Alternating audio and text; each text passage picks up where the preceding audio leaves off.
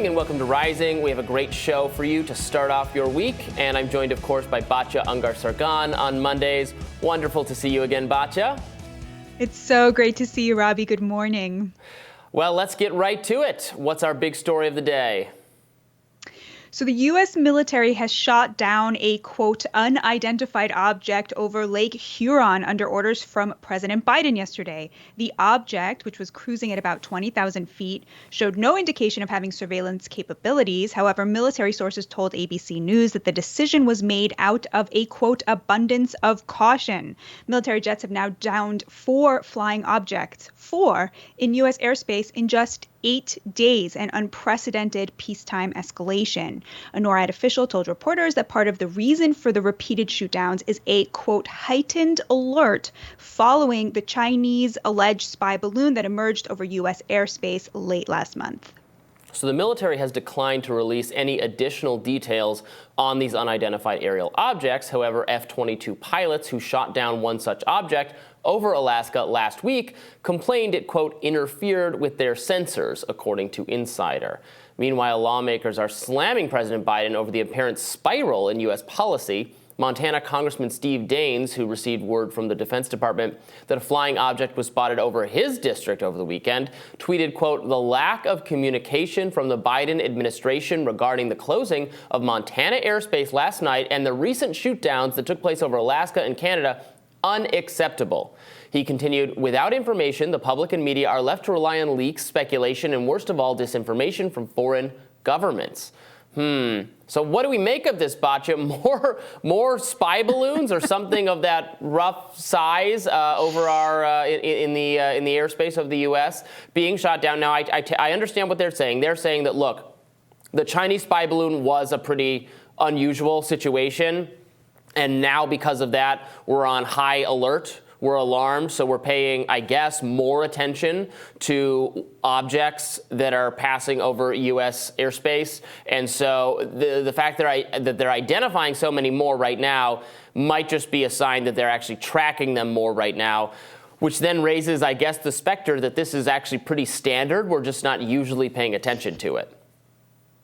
Yeah, I mean, in this case, I have to say, I'm going to go with the quote made to the Chinese premier in 1972 when he was asked about, the impact of the French Revolution. And he said in 1972, it's too soon to tell, which, of course, turns out he wasn't actually talking about the French Revolution. But, it's a great historic quote. It's too soon to tell because the Biden administration has not given us enough information to make, a judgment one way or the other. But I totally agree with you. I mean, it does seem that, the normal, that we are now learning about is something that, I had no idea about, certainly.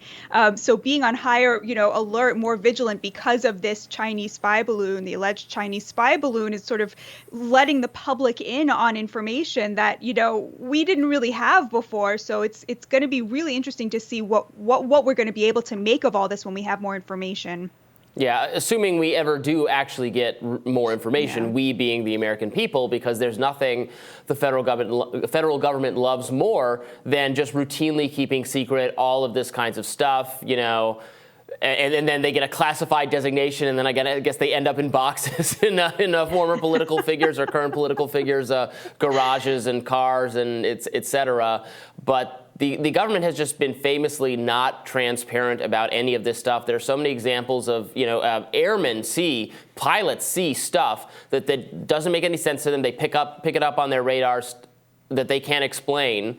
And that has been for a long time looked down upon or is discounted, is not publicly discussed or disclosed, and it's a transparency issue. Obviously, a lot of people have questions. Is it UFOs? UFOs just being unidentified flying objects doesn't necessarily mean aliens, which is what a lot of people really want to get at.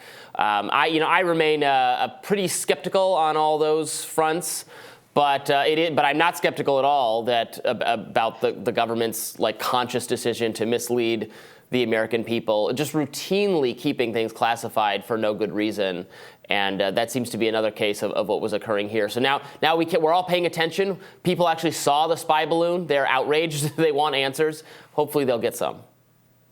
Yeah, I'm glad you said that you remain skeptical, Rob, because, with your whole D&D situation, I wasn't sure which way you were going to go with that. You could be one of these, alien people who's deeply committed to that idea. Yeah, I totally agree with you. I mean, we classify way too much information and way too many documents, as seen by the sort of cascade of presidents and vice presidents who now have been found to have all of these documents in their, various basements and garages and so forth.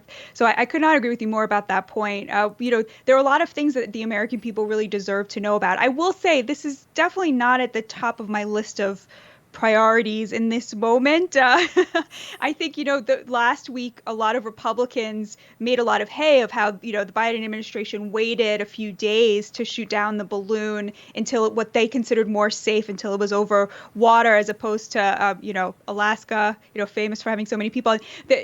Republicans were outraged. They were that it thinking took of the so caribou, long. Batya. Right, exactly. Now it'll be interesting to see, are they going to be equally outraged at him shooting down everything in sight, right? Every unidentified object. Yeah, They're before you going can have get to it and study it, because before people can learn what it is. I think that there's no reason for this to be a deeply politicized issue. Yeah. What I did think was really telling was how President Biden spoke about, or failed to speak about, the balloon during the State of the Union address, and during an interview with PBS when he was asked about whether, the balloon and shooting down the spy balloon is going to make relations between the U.S. and China more strained. He said, absolutely not. We've spoken with them. Everything's fine. And everything shouldn't be fine. That was a real violation, and it's something that we should take seriously. And so, to the extent that this is reflective of a larger problem that the Democrats have when it comes to China, holding China accountable, both from a foreign policy point of view and from a domestic policy point of view, that makes it an important issue. To the extent that it's just, interesting, things are flying around and we don't know what they are, but they're clearly not a danger to us. They have no surveillance capabilities, these last three anyway. That makes it more just of a sort of human interest story to me than a really important political one. And I really hope that everybody takes it that way. Yeah, you're right that the State of the Union speech, it was very much not at all focused on foreign policy. It was probably the least detailed on foreign policy State of the Union speech I can even remember. Yeah. And that might reflect at least some good political instincts Biden has, I guess, to talk about domestic issues, people's pocketbooks, what's really mattering to them. But as you often point out, Batya, China is a domestic policy issue as well, given all the economic considerations. And I don't know how the American people feel about Joe Biden's handling of this relationship. I'm not even sure what his philosophy is with respect to this relationship, because obviously you have members of Team Blue, not of the Biden administration, I guess necessarily, but Nancy Pelosi, very high-ranking Democratic official, visiting Taiwan and kind of articulating a hawkish position that I guess is the Biden position, but not one he talks about. So if he doesn't, if he departs from it, he hasn't made it clear. It just ends up being very confused, as I think his foreign policy often is. Even as I agree with, decisions like, getting out of Afghanistan, not having regime change wars everywhere, although then he's very much contradicted that by what he's doing with Ukraine and Russia. So it's I don't think the American people know exactly how does Biden react to something like a Chinese spy balloon flying over the U.S.? Is he outraged? Does he want to, does he take a very hawkish Republican? Does he want to start launching missiles? Or does he say, it's not really a big deal, we'll shoot it down, tomorrow or whatever? Yeah, it seems that there's a lot of appetite for escalation on the Ukraine-Russia front after some reluctance, as you point out.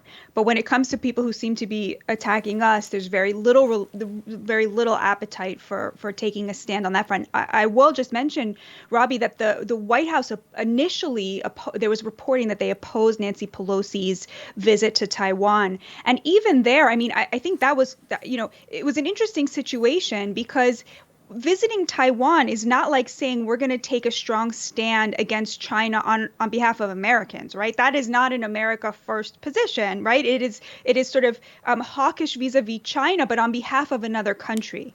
And so I think that it was correct for Biden to say, why are we enraging them on their behalf, right? Because what that has to do with us you can make the argument that, Taiwan is an ally. We should, be standing up for allies. It's true. But do we have to be out there enraging the people who have issues with people who are our allies? And that's exactly the problem we have with Ukraine, where it's gone from saying, look, Ukraine is an ally, we're going to do what we can to support them, to really the U.S. getting more and more invested in that conflict, sending out weaponry and tanks that require data processing on the homeland, right? So, the lines start to get really blurry about whether or not we are actually engaged in warfare there, in a hot war with Russia, which is not something that the American people want. It is not something they voted on. But again, I think you're absolutely right. It stems from the Biden administration's sort of